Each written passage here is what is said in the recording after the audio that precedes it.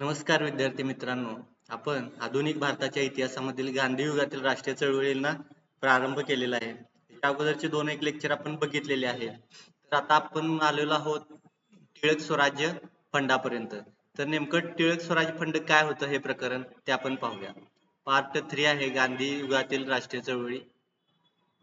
बघा, टिळक स्वराज्य फंड स्थापन कधी झाला होता तर 1920 साली झालेला आहे. लोकमान्य टिळकांच्या निधनाच्या नंतर त्यांचं निधन 1920 सालीच झालेलं होतं. त्यानंतर हा स्थापन केलेला फंड आहे. तर काय कारण होतं बघा, लोकमान्य टिळकांच्या नावाने दोन फंड स्थापन करण्यात आलेले होते. एक टिळक डिफेन्स फंड होता, जो की 1898 मध्ये लोकमान्य टिळकांवर जेव्हा पहिला राजद्रोहाचा खटला भरला तेव्हा 8 सप्टेंबर 1898 ला हा स्थापन केलेला होता. त्याचं काम पुढे 6 दिवस खटल्याचे कामकाज चाललेलं होतं. महाराष्ट्रातील जनतेने टिळकांच्या बचावासाठी टिळक डिफेन्स फंड स्थापन केलेला होता. त्याच्या नावातच आपल्याला समजून येते की ज्यावेळेस 1898 ला ब्रिटिशांनी त्यांच्यावरती राजद्रोहाचा खटला भरलेला आहे, तर त्यात टिळकांचा बचाव होण्यासाठी हा फंड स्थापन केलेला होता. आता टिळकांच्या नावाने दुसरा जो फंड किंवा आपण त्याला निधी उभारलेला होता, तर तो त्यांच्या मृत्यूनंतर 1920 मध्ये नोव्हेंबर मध्ये जी असहकार चळवळीच्या काळात टिळक स्वराज्य फंड या नावाची घोषणा कोणी केलेली होती तर महात्मा गांधी यांनी केलेली होती. म्हणजे हा दुसरा फंड टिळक स्वराज्य फंड म्हणून ओळखला गेला. असहकार चळवळीच्या दरम्यान स्थापन केला गेला आणि 1920 नंतर टिळकांच्या मृत्यूनंतर या टिळक स्मारक फंडात 1 कोटी रुपये जमावेत असे उद्दिष्ट गांधीजींनी ठरवलेले होते. आता बॅरिस्टर जयकर यांनी या फंडास 25,000 रुपयांची देणगी दिलेली होती. एकट्यानेच 25,000 रुपये दिलेले होते. त्याचबरोबर नाटक, कंपन्या, गिरणी कामगार, कारकून, शिक्षक यांनी त्यांच्या परीने या फंडात पैसे जमा केलेले होते. पुढे 1920-21 ते 23 या काळात काँग्रेसच्या गंगाजळीत 130 लाख रुपयांची भर पडलेली होती. एकट्या जुन्या मुंबई शहराने त्या काळामध्ये 37,50,000 रुपयांची भर घातलेली होती. टिळक स्वराज फंड जो आहे तो गांधीजींनी कस्तुरभाई लालभाई यांची विश्वस्त म्हणून नेमणूक केलेली होती. म्हणजे हा टिळक फंड निर्मितीच्या कामामध्ये विश्वस्त त्याच्या ट्रस्टी कोण नेमलेलं होतं तर हे कस्तुरभाई लालभाई यांची नेमणूक केलेली होती. पुढे असहकार चळवळीच्या काळात न्यायालयीन बहिष्काराच्या तुलनेत शिक्षण संस्थांवरील बहिष्कारास मोठे यश लाभलेले. निधी अभावी राष्ट्रीय शिक्षण चालू ठेवणे अशक्य झालेले होते, म्हणून या राष्ट्रीय शिक्षण संस्था या टिळक स्वराज्य फंडातून मदत करण्यात आली. आता आपण मागे बघितलेलंच होतं की असहकार चळवळी दरम्यान काय केलेलं होतं, वेगवेगळे बहिष्कार घालण्यात आलेले होते. तर त्याच अंतर्गत ब्रिटिशांनी स्थापन केलेली शाळा आणि महाविद्यालयावर देखील बहिष्कार टाकलेले होते. त्यामुळं स्वकीयांनी जे राष्ट्रीय शिक्षण देणाऱ्या संस्था चालू केलेल्या होत्या त्याला देखील मदत या टिळक स्वराज्य फंडातून करण्यात आलेली आहे. गांधीजींच्या सूचनेनुसार Motilal Nehru, C R Das, barrister Jayakar, Saifuddin Kitchlew, Sardar Patel, Rajagopalachari, T Prakashan, Asaf Ali यांनी उत्तम चाललेल्या वकिली काय केलेला आहे त्याग केलेला होता. कारण का गांधीजींनी एक असं आव्हान स्पष्ट केलेलं होतं, त्या काळी सरकारी नोकरी असेल त्या नोकरदारांनी त्याचा त्याग करावा आणि राष्ट्रीय चळवळीमध्ये सामील व्हावं. काहींनी स्वतःला देशकार्यासाठी पूर्णपणे वाहून घेतले. त्यांनाही या टिळक स्वराज्य फंडातून मदत करण्यात आली. पुढे असहकार चळवळीच्या काळात शेकडो विद्यार्थ्यांनी शिक्षण सोडून काय केलेलं आहे राष्ट्रीय चळवळीत भाग घेतला. गरजू विद्यार्थ्यांनाही या टिळक स्वराज्य फंडातून मदत करण्यात आली. चळवळीत सहभागी कामगारांनाही मदत करण्यात आली. म्हणजे ज्या ज्या शिक्षक वकिलांनी सोडलेल्या नोकऱ्या असतील, विद्यार्थ्यांनी सोडलेली शाळा असेल, कामगारांनी त्यांचं काम बंद करून राष्ट्रीय चळवळीत घेतलेला भाग असेल, म्हणजे ज्या ज्या लोकांनी राष्ट्रीय चळवळीत भाग घेतला त्या सर्वांनाच काय करण्यात आलेलं होतं, या टिळक स्वराज्य फंडातून मदत करण्यात आलेली होती. पुढे पाहूया. असहकार चळवळीच्या खर्चासाठी म्हणून टिळकांच्या मृत्यूच्या पहिल्या स्मृती दिनापर्यंत 1 कोटी रुपये काय झालेले होते जमा करण्याचे उद्दिष्ट ठेवण्यात आलेले होते आणि ते सहज साध्य देखील झालेलं आहे. बघा, 1 कोटी रुपयांचं त्यांचं उद्दिष्ट होतं, ते साध्य झालं. पुढे महत्वाचा मुद्दा येतोय स्वराज्य पक्ष. आता स्वराज्य पक्षाबद्दल आपण माहिती घेऊया. स्वराज्य पक्षाचा उदय, कार्य व अंत हा स्वातंत्र्य चळवळीतील एक महत्वाचा टप्पा मानला जातोय. म्हणजे असहकार चळवळी जिथं थांबवण्यात आली तिथून पुढचा कार्यभाग हा स्वराज्य पक्षाचा आहे, हे लक्षात ठेवलं पाहिजे. बघा, बॅरिस्टर चित्तरंजन दास हे स्वराज्य पक्षाचे अध्यक्ष, तर मोतीलाल नेहरू हे काय होते, सचिव होते. राष्ट्रसभेने ज्या काळात स्वातंत्र्याचे आंदोलन स्थगित केलेले होते, त्याच काळात स्वराज्य पक्षाने राजकीय चळवळीची मशाल पेटती ठेवली. मी सांगितलं त्या पद्धतीनं असहकार चळवळी दरम्यान चौरी चौराची जी घटना घडली, त्यानंतर महात्मा गांधींनी तडकाफडकी ही राष्ट्रीय चळवळ थांबवली. त्यानंतर काय झालेलं आहे, एक प्रकारे राष्ट्रीय चळवळ पूर्ण भारतातून थंडावलेली होती. तर ती थंडावलेली चळवळ पुन्हा जागृत करण्याचं काम कोणी केलेलं आहे, स्वराज्य पक्षाने केलेलं आहे. स्वराज्य पक्षाच्या नेत्यांनी सरकारच्या जुलमी धोरणांवरती टीका केलेली होती. स्वराज्य पक्षाची कायदे मंडळातील कामगिरी ही अत्यंत काय होती, विधायक स्वरूपाची होती. स्वराज्याच्या प्रश्नांची सोडवणूक करण्यासाठी ब्रिटिश राज्यकर्त्यांनी गोलमेज परिषद भरवावी, ही सूचना स्वराज्यवाद्यांनीच पहिल्यांदा केलेली होती. म्हणजे स्वराज्याच्या भारताच्या हिताच्या दृष्टीनं प्रश्न सोडवण्यासाठी एक गोलमेज परिषद आयोजित करावी, जी की पुढे जाऊन 1930-31-32च्या दरम्यान गोलमेज परिषद झालेली आहे. पण त्याची सर्वात पहिल्यांदा मांडणी कोणी केलेली आहे, स्वराज्य पक्षाने केलेली आहे. स्वराज्य पक्षाच्या कार्यकर्त्यांनी स्थानिक स्वराज्य पक्षात प्रवेश करून अत्यंत विधायक स्वरूपाची कामगिरी करून दाखवलेली आहे. ठीक आहे. आता हे झालं स्वराज्य पक्षाबद्दल थोडक्यात. आता हे स्वराज्य पक्ष स्थापन होण्यामागचं कारण कोणतं ते आपण पाहूया. पहिलं तर कारण आहे असहकार चळवळ स्थगित करण्याचा गांधीजींचा निर्णय. बघा, हे चौरी चौरा येथील घटनेमुळे गांधीजींनी असहकार चळवळ कोणाशी विचार विनिमय न करता काय केलेला आहे, स्थगित केलेला आहे. हा निर्णय अनेक नेत्यांना आवडलेला नव्हता. त्यात बॅरिस्टर मोतीलाल नेहरू, बॅरिस्टर चित्तरंजन दास, विठ्ठलभाई पटेल असतील, न.चि. केळकर, डॉक्टर मुंजे, बॅरिस्टर मुकुंद जयकर यांचा समावेश होता. म्हणजे हे तज्ञ जे मंडळी होती यांना गांधीजींचा हा निर्णय पटलेला नव्हता. चळवळ अचानक स्थगित करून काय केलेलं आहे, गांधीजींनी सर्व जनतेचा विश्वासघात केला, अशी प्रतिक्रिया जनतेत निर्माण झालेली होती. राजकीय चळवळ ही सतत चालू असली पाहिजे, असे कोणाचे मत होते, बॅरिस्टर चित्तरंजन दास, मोतीलाल नेहरू यांना असे वाटत होते. म्हणजे राजकीय चळवळीमध्ये खंड पडता कामा नये, कारण एकदा जर मरगळ आली तर पुन्हा ती गती प्राप्त होत नाही, हे त्या सर्वांना माहिती होतं. त्यामुळे राजकीय चळवळी सतत चालू राहिली पाहिजे होती. त्यासाठीच मग त्यांनी काय केलेलं होतं, स्वराज्य पक्ष स्थापन केलेला होता. कारण काँग्रेस पक्षाची काही धोरणं त्यांना पटेनाशी झालेली होती. पुढे पाहूया. पुढचा महत्वाचा मुद्दा येतोय स्वराज्य पक्ष स्थापन करण्यामागचा गांधीजींच्या अटकेमुळे निर्माण झालेली राजकीय मरगळ दूर करण्याची गरज होती. आता असहकार चळवळीच्या दरम्यान गांधीजींना ब्रिटिशांनी अटक केलेली होती. गांधीजींना राजद्रोहाच्या आरोपाखाली काय केलेलं होतं, अटक आणि 6 वर्षाची तुरुंगाची शिक्षा देखील त्यांना ठोठावलेली होती. मग राजकारणात एक प्रकारे पोकळी निर्माण झालेली होती. आता ही पोकळी तर दूर केली गेली पाहिजे. मग त्याच दरम्यान काय झालेलं आहे, मोतीलाल नेहरू म्हणजे पंडित नेहरूंचे वडील आणि बॅरिस्टर चित्तरंजन दास यांनी काय केलेलं आहे, स्वराज्य पक्ष स्थापनेमध्ये महत्वाचं कार्य केलेलं आहे. पुढचा मुद्दा महत्वाचा येतोय स्वराज्य पक्षाच्या स्थापनेत काउन्सिल प्रवेश करून सरकारशी असहकार्य करावे या मताचा काँग्रेसमधील गट. आता मागच्या वेळेस आपण जे बघितलं होतं असहकार चळवळीच्या दरम्यान, त्यामध्ये काय होतं की पूर्णपणे बहिष्कार टाकणे सर्व संस्थांवरती, हे आपण बघितलेलं होतं. पण काँग्रेसमध्ये एक असा गट होता की त्यांचं मत होतं की या पद्धतीनं कार्य करण्यापेक्षा सरकारमध्ये सामील होऊन कायदे मंडळात जाऊन तिथं सरकारचं धोरण हाणून पाडणं, या पद्धतीचा एक विचारसरणी असणाऱ्या लोकांनीच मग काय केलेलं आहे, स्वराज्य पक्ष स्थापन केलेला आहे. बघा, इसवी सन 1920 मध्ये असहकाराचा ठराव जरी बहुमताने मंजूर झाला असला तरी काँग्रेसमधील अनेक गट व्यक्तींना कायदे मंडळावरती बहिष्कार टाकू नये असे वाटत होते. कायदे मंडळात प्रवेश करूनच ब्रिटिश सरकारला आपण विरोध केला पाहिजे, या मताचे कोण कोण होते, बॅरिस्टर चित्तरंजन दास, मोतीलाल नेहरू, न.चि. केळकर, विठ्ठलभाई पटेल यासारखे जे मान्यवर मंडळी होते त्यांचं मत होतं कायदे मंडळात आपण प्रवेश केला पाहिजे. त्याचबरोबर अजून एक महत्वाचं कारण घडलेलं आहे स्वराज्य पक्ष स्थापन होण्यामागचं, काँग्रेसचं त्या काळातलं गया येथील अधिवेशन. बघा, निवडणूक लढवून कायदे मंडळात प्रवेश करावा या मताचे जे मंडळी होते त्यांना काय म्हणतात, थेरवादी म्हणतात. तर कायदेमंडळात प्रवेशास नकार देणारे जे लोक होते त्यांना काय म्हणायचे, नाफेरवादी म्हणून ओळखले जात होते.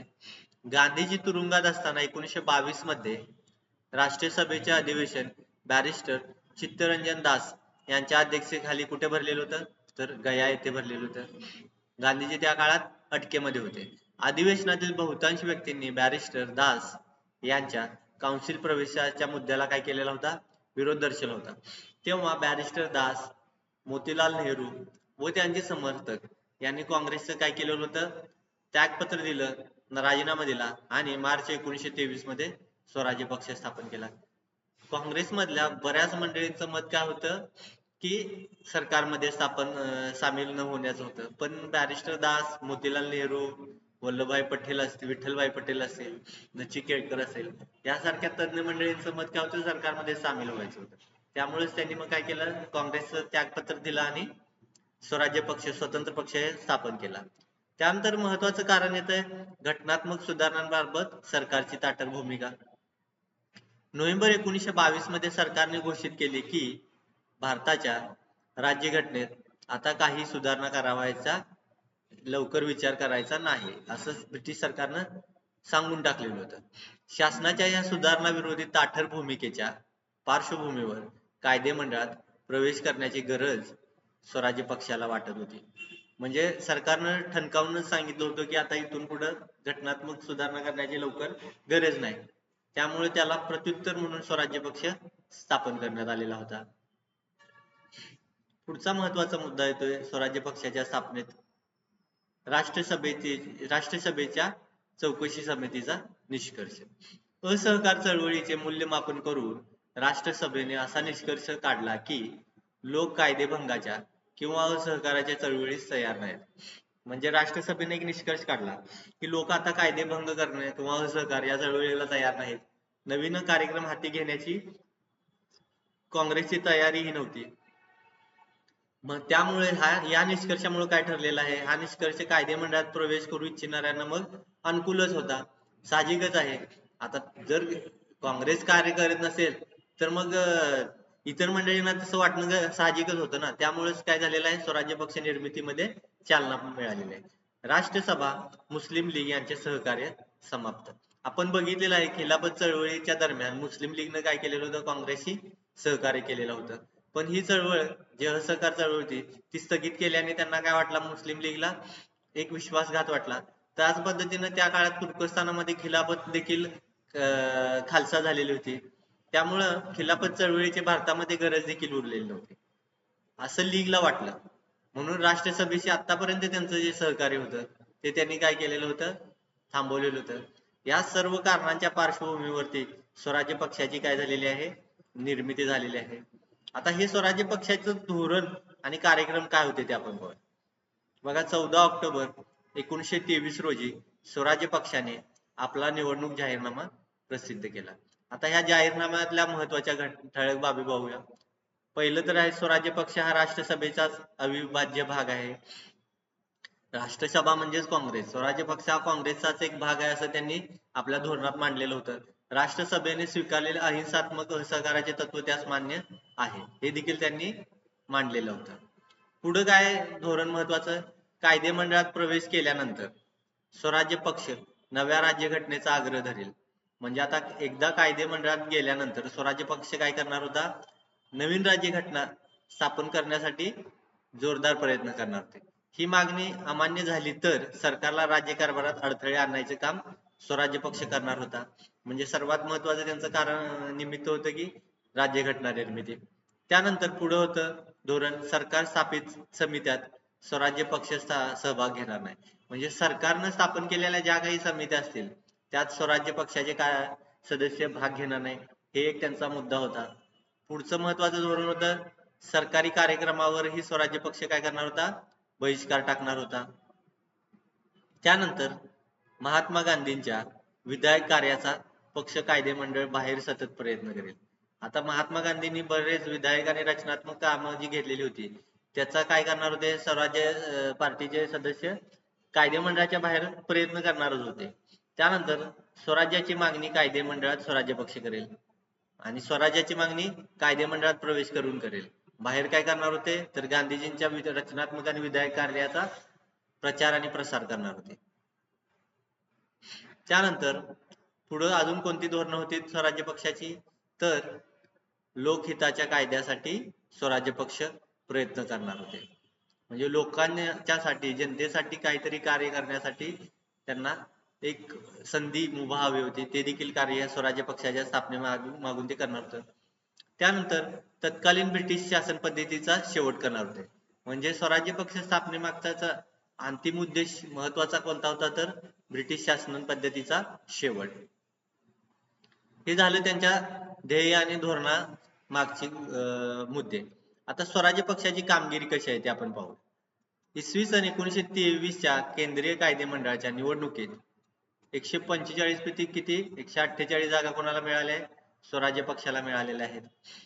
ठीक आहे. स्वराज्य पक्ष केंद्रातील सर्वात मोठा पक्ष होता, तरी त्या पक्षाचे काय होते? बहुमत नव्हते.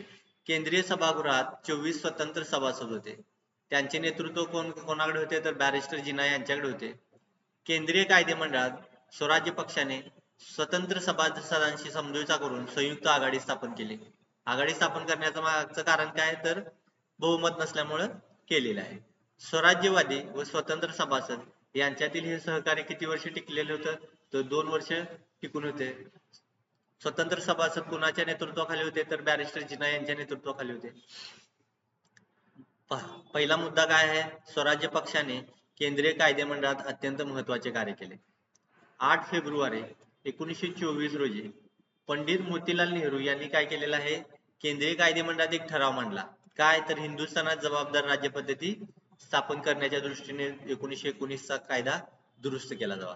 म्हणजे 1919 साली ब्रिटिशांनी जो मॉन्टेग्यू कोड नावाचा एक सुधारणा कायदा स्थापन केलेला होता, तो त्यात दुरुस्ती करण्यात यावी असं मोतीलाल नेहरू यांनी मांडलेलं आहे. त्यासाठी विलायत सरकारने हिंदी प्रतिनिधींशी चर्चा करण्यासाठी गोलमेज परिषद भरवावी असं मत कोणी मांडलेलं आहे? मोतीलाल नेहरू यांनी मांडलेलं आहे. पुढे इंग्लंडचे पंतप्रधान रॅमसे मॅकडोनाल्ड यांनी ही मागणी फेटाळल्याने स्वराज्य पक्षाचे कार्यकर्ते नाराज झालेले आहेत. म्हणजे त्या काळात ब्रिटिशांचे पंतप्रधान रॅमसे मॅकडोनाल्ड जे होते त्यांनी ही मागणी डायरेक्ट फेटाळून लावली. त्यामुळे स्वराज्य पक्षाचे कार्यकर्ते नाराज झालेले आहेत. पुढचा मुद्दा आहे स्थानिक स्वराज्य संस्थेत सहभाग. म्हणजे स्वराज्य पक्षाच्या कार्यकर्त्यांनी स्थानिक स्वराज्य संस्थेमध्ये सहभागी झालेले आहेत. स्वराज्य पक्षाने स्थानिक संस्थांच्या काही निवडणुका जिंकल्या. कलकत्ता, मुंबई, अलाहाबाद, अहमदाबाद या ठिकाणच्या कॉर्पोरेशन काय केलेल्या या पक्षाने ताब्यात घेतल्या. कलकत्ता कॉर्पोरेशनचे अध्यक्ष कोण होते तर बॅरिस्टर चित्तरंजन दास होते. तर सुभाषचंद्र बोस हे त्याचे मुख्य कार्यकारी अधिकारी होते. पंडित नेहरू अलाहाबाद म्युनिसिपल बोर्डाचे काय होते? अध्यक्ष होते. तर वल्लभभाई हे अहमदाबाद म्युनिसिपल बोर्डाचे अध्यक्ष म्हणून निवडून आलेले होते. त्याचबरोबर राजेंद्र प्रसाद पाटणा नगरपालिकेचे, तर विठ्ठलभाई पटेल मुंबई नगरपालिकेचे अध्यक्ष होते. या पद्धतीनं काय केलेलं होतं? या स्वराज्य पक्षानं स्थानिक स्वराज्य संस्था किंवा कॉर्पोरेशन काबीज केलेली होती. आणि आता त्यानंतर महत्वाचं आणखीन कोणतं कार्य केलं आहे स्वराज्य पक्षानं तर कायदे मंडळातील विधायक कार्य. कायदे मंडळात काय केलेलं आहे पहा. स्वराज्य पक्षाने कायदे मंडळात जनहिताचे अनेक प्रश्न मार्गी लावलेले आहेत. या पक्षाच्या दबावामुळे सरकारने परदेशी भांडवलाच्या गुंतवणुकीची काय केली? चौकशी करण्यासाठी एक समिती नेमली. म्हणजे परदेशातून जे भांडवल भारतामध्ये येत होतं त्याची काहीतरी चौकशी असावी या पद्धतीचा मुद्दा स्वराज्य पक्षाने कायदे मंडळात मांडलेला होता. कॉटन एक्साइज ड्युटी रद्द केली. मिठावरील कर रद्द केला. स्वराज्य पक्षाने परदेशातील हिंदी लोकांवरील अन्याय दूर व्हावा, देशी उद्योगांना संरक्षण मिळावे, त्याचबरोबर रेल्वेतील वंशभेद दूर व्हावा आदी स्वरूपाच्या मागण्या काय केलेल्या होत्या? ब्रिटिशांच्याकडे मांडलेल्या होत्या आणि ब्रिटिशांचं लक्ष त्यांनी वेधून घेतलेलं होतं. त्याचबरोबर सायमन कमिशन नियुक्त होण्यास हा स्वराज्य पक्ष जबाबदार होता. बघा, भारताला स्वराज्याचा हक्क दिल्याशिवाय देशाचा विकास होणार नाही असा या पक्षाचा युक्तिवाद होता. म्हणजे भारताचा जर सर्वांगीण विकास करायचा असेल तर त्या देशाचे सूत्र कोणाच्या हातात पाहिजे? भारतीयांच्या हातात पाहिजे. म्हणजे भारताला स्वातंत्र्य पाहिजे असं मत स्वराज्य पक्षांचं होतं. या पक्षाच्या प्रयत्नामुळे सरकारने मुडियन समिती नेमली. या समितीने सादर केलेल्या अहवालानुसारच भारतातील राजकीय परिस्थिती पाहणी करण्यासाठी 1927 मध्ये सरकारने सायमन कमिशन नियुक्ती केली. तर ह्या घडामोडी ज्या आता आपण बघितल्या मुद्द्यानुसार त्या स्वराज्य पक्षाच्या कर्तृत्वामुळे घडून आलेल्या होत्या. तर आजच्या लेक्चर मध्ये आपण स्वराज्य पक्षाच्या बद्दलची माहिती घेतली, त्यांची ध्येय धोरणं बघितली, त्यांनी केलेलं कायदेमंडळातील काम बघितलं, कायदेमंडळाच्या बाहेर गांधीजींचा विधायक आणि रचनात्मक कार्यासाठी केलेला कार्य हे पाहिलेलं आहे. पुढच्या लेक्चर मध्ये आपण सायमन कमिशनची स्थापना बघणार आहोत आणि सायमन कमिशनचं कार्य पाहणार आहे, त्याला केलेला विरोध पाहणार आहे. तर आजच्या लेक्चर मध्ये इतकंच. धन्यवाद.